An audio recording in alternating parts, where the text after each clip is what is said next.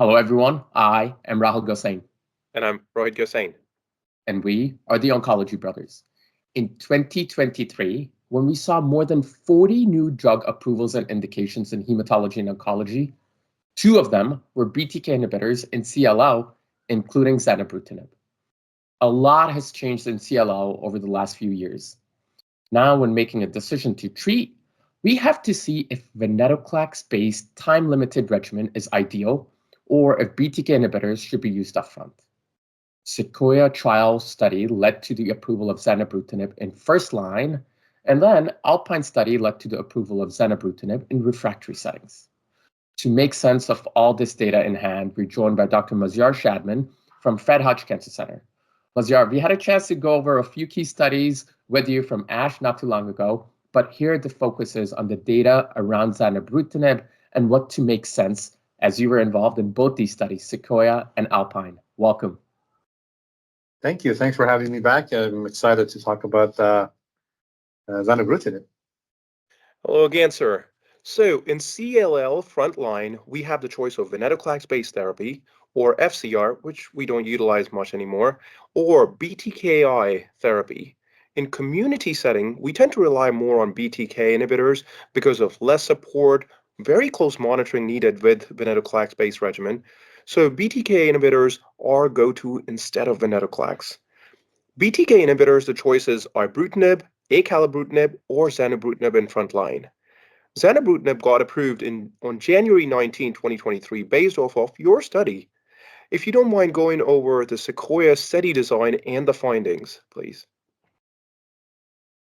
Yeah, thanks, Rohit. So Sequoia was a study in the first-line CLL that, as you mentioned, led to the approval of zanubrutinib, and this is a randomized trial for the cohort 1 included patients who did not have del-17p.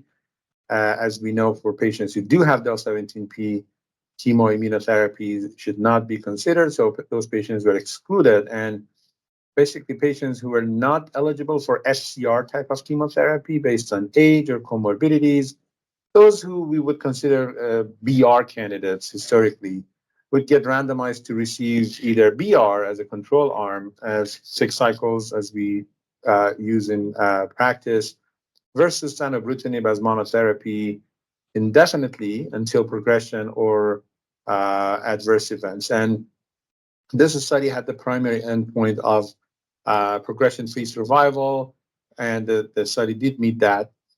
And it was published a couple of years ago by Dr. Tam, and we updated the results at the Lugano meeting and EHA last year. And basically, we're showing that zanubrutinib, it's no longer a question that zanubrutinib is superior to bendamustine rituximab. It's more of a kind of having some understanding of what is the long-term efficacy and safety profile of zanubrutinib with 4 years of follow-up. And we're seeing that around 80% of patients remain disease-free and alive, and this is amazing, and with a non-chemotherapy approach. Now, the study also had a cohort 2. As I mentioned, the del-17p patients were excluded from the randomized part. So for those patients, the study provided zanubrutinib as monotherapy, and these patients received zanubrutinib. And the arm C of the study was also updated with the same follow-up of 4 years. And interestingly, the progression-free survival was almost similar. I think it was 79% versus 80%, similar to patients without del-17p. The other finding that we reported in the longer follow-up of the Sequoia was the fact that with the longer follow-up, we saw that zanubrutinib was superior to bendamustine rituximab, not only in unmutated IGHV population, this was something that we previously reported, but with the longer follow-up, we saw that that benefit persisted no matter what the status of IGHV mutation was. So even in mutated IGHV patients, and that's the place that chemotherapy does really well, even in that space, zanubrutinib was superior. So we're kind of looking at a drug that, when we think about the prognostic factors in CLL, IGHV mutation, and del-17p are both important, but in Sequoia, it didn't seem that those impacted the duration of response, and I think that was an important finding. So I think the Sequoia long-term follow-up establishes zanubrutinib we use that data as a benchmark for what zanubrutinib does as monotherapy. And as I said, with 4 years and 80% progression-free survival. And the safety profile, we did not report or see any new safety signal, and the rate of AFib was even similar to bendamustine rituximab, which you could consider as a background risk of AFib in that patient population, given the age and comorbidities. So this is study, even before the long-term follow-up, led to the approval of zanubrutinib, and as you mentioned, is one of the choices for first-line therapy, and we're happy to have it now available for patients. Mazyar, thank you so much for going over that. Just a few key things to reiterate from your update from ASH 2023. Zanubrutinib did show benefit in all molecular subtypes. That ends up being very important for me in the community. This way I'm not chasing saying, should I be using this or that? But Rohit, it takes me to your point, what you started off with. Yeah, we're using BTK inhibitors more often in the community, but it comes down to that patient-centered care, asking what's important to them, time-limited therapy versus, hey, maybe BTK inhibitor is the right thing for them. And then, Mazyar, you touched on this.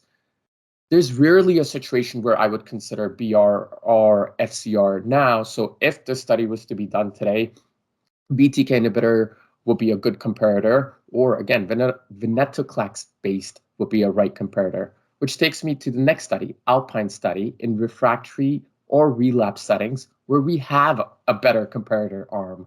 Mazyar, your thoughts on the study design and findings for Alpine study? Yeah, that Alpine is a study that was done in the relapse setting in patients with one or more prior lines of therapy. This is a head-to-head randomized trial comparing zanubrutinib to ibrutinib.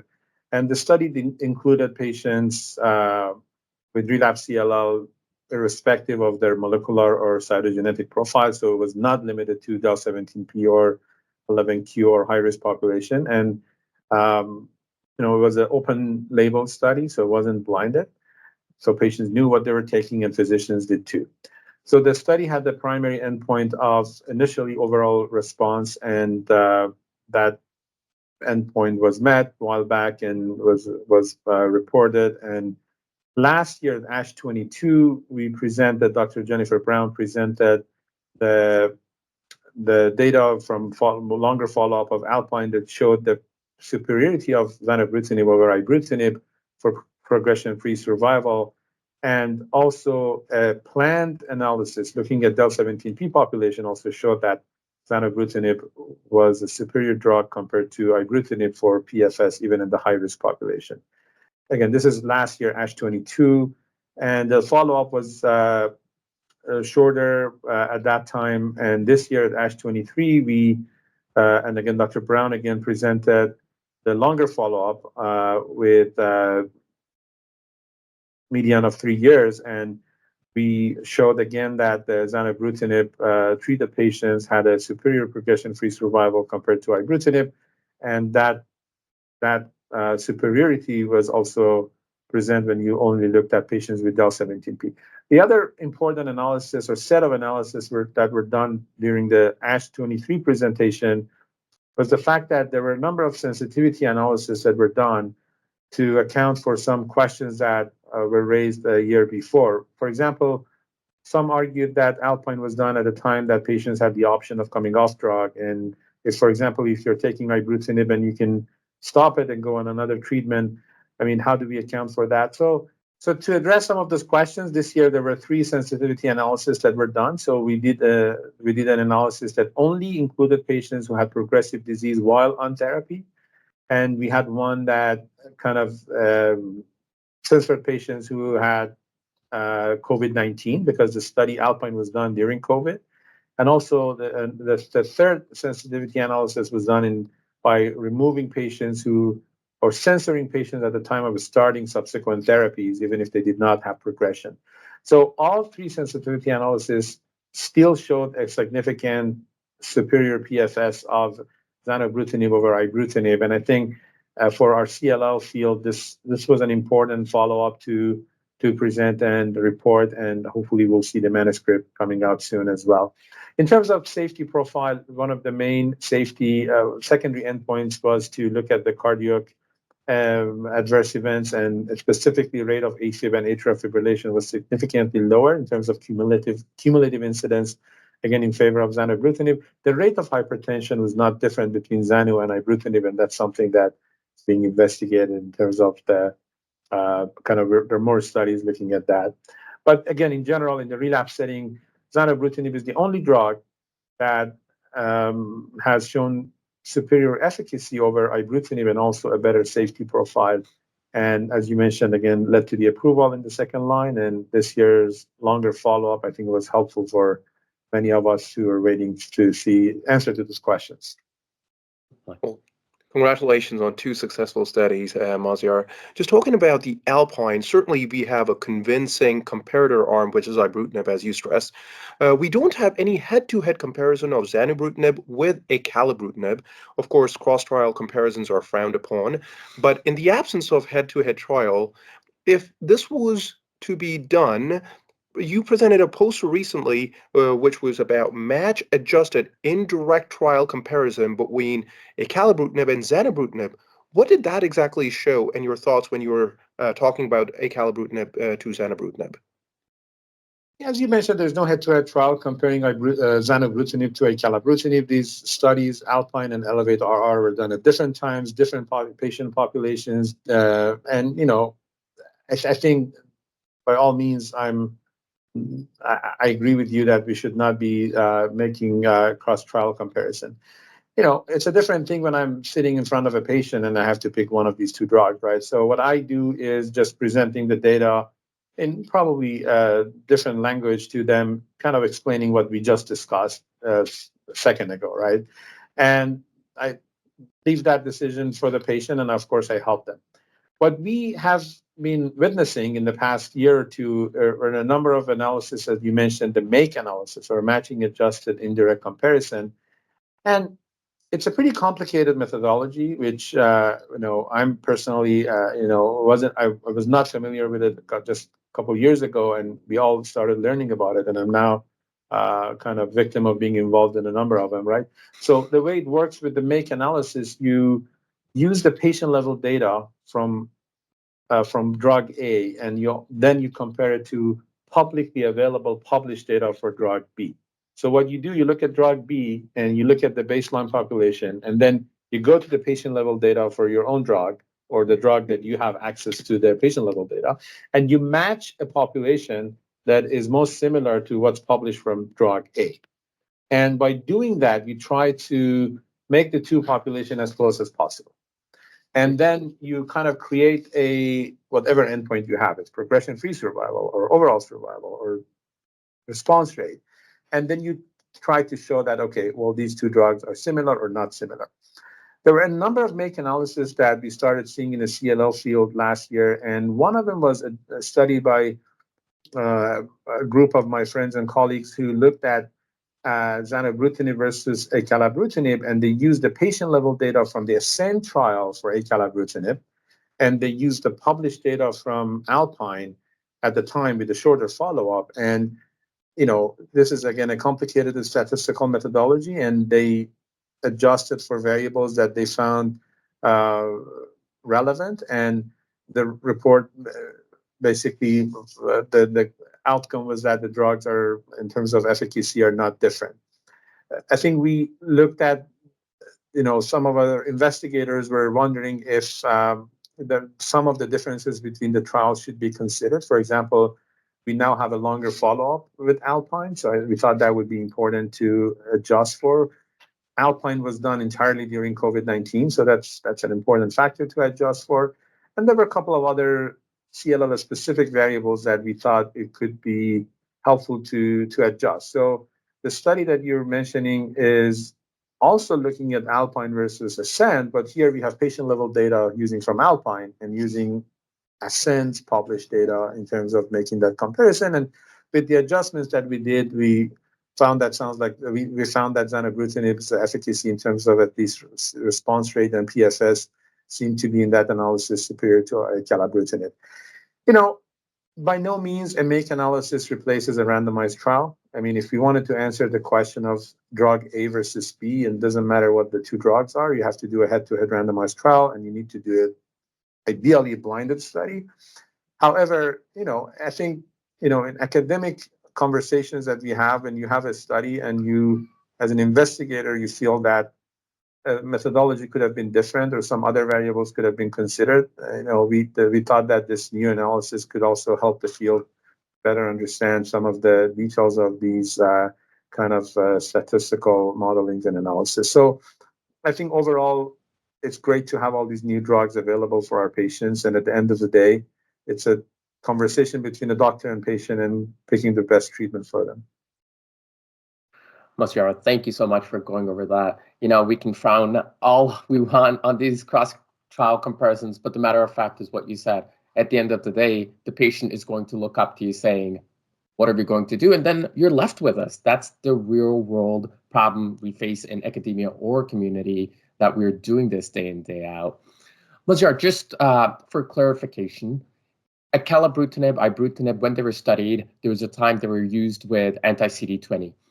Any situation where you would combine Zanubrutinib with anti-CD20 in your patient? I tend to go by approved labels. And as you mentioned, Acalabrutinib is studied in combination with obinutuzumab in the Elevate-TN study. And, we have really outstanding results with that combination. So if I know ahead of time that I need a CD20 antibody in my mix, I think Acala and obinutuzumab is there and it's on label and it's probably easier to get approved. If I have a patient on Zanubrutinib and for whatever reason I feel that I need to add a CD20 antibody, by all means, I feel comfortable doing that. There are safety data and some different types of B-cell malignancies, and I have done that. And yes, but again, if I'm starting someone on treatment and let's say, for immune cytopenia, sometimes we use anti-CD20s, at least at the beginning, we feel that we get a better disease control. I think it's nice to have an approved combination there with Acala and obinutuzumab. But yeah, if I have to add it to Zanu and the patient is already on it, then yeah, absolutely. Oh, good. Perfect. And again, we've mentioned safety profile during this discussion. We've been using Zanubrutinib more and more in our clinic. Can we take a few minutes to go over some of the common side effects of Zanubrutinib and how do you manage that in your clinic? Good question. I think BTK inhibitors as a class share a number of side effects. Of course, with a higher percentage or incidence with Ibrutinib and much lower with Zanubrutinib and Acalabrutinib and now Pirtobrutinib. But in principle, when I consent a patient for one of these BTK inhibitors, I mention all the side effects. You never know who's that 1% or 2% who will get that adverse event. So in general, the more common side effects are arthralgias or myalgias, and with Ibrutinib we saw more rash and less with the new drugs. Acalabrutinib does have that initial headache that most of the time is not a reason to discontinue the drug and usually goes away with some minor interventions like encouraging people to drink coffee a little bit more and maybe some symptomatic management. The bleeding risk is a big thing with BTK inhibitors. I say big thing in terms of a major, but fortunately another very common side effect as a major high-grade AE. I'm talking to patients about thinking of being on a drug like aspirin. So if you need a surgery, you need to hold it before and after, and just know that you're on a medication that can increase your bleeding risk. We use all these BTK inhibitors with DOACs, the blood thinners, very comfortably. We avoid warfarin because warfarin-treated patients were excluded from the study. So besides warfarin, all the new DOACs are safe to be used. And of course, we monitor patients more closely. The cardiac risks, the more common one is atrial fibrillation. Again, that's much less common with both Zanubrutinib and Acalabrutinib. I don't use AFib or history of AFib as a reason not to start BTK inhibitor. We can now treat AFib as we would treat it in somebody who's not on a BTK inhibitor with rate control or rhythm control, and also have them on a blood thinner if needed. So, but any non-AFib cardiac side effect or history makes me think twice about using BTK inhibitors. Structural heart disease, any type of ventricular arrhythmia, I definitely get help from a cardiologist to make sure it's safe to start the patient. Or if my patient develops a ventricular or again non-AFib arrhythmia, I hold the drug and make sure it's safe to restart. But again, unfortunately, these are not common side effects with the new generation of BTK inhibitors. think about risk of infections and something that we sometimes forget about, and it was more common and more reported with Ibrutinib, but high dose of steroid and corticosteroids and BTK inhibitors should always make us think about the risk of fungal infections. And I believe that is also a class issue. So it's either close monitoring or sometimes considering prophylactic antifungal therapy in patients who have to be on high dose corticosteroids.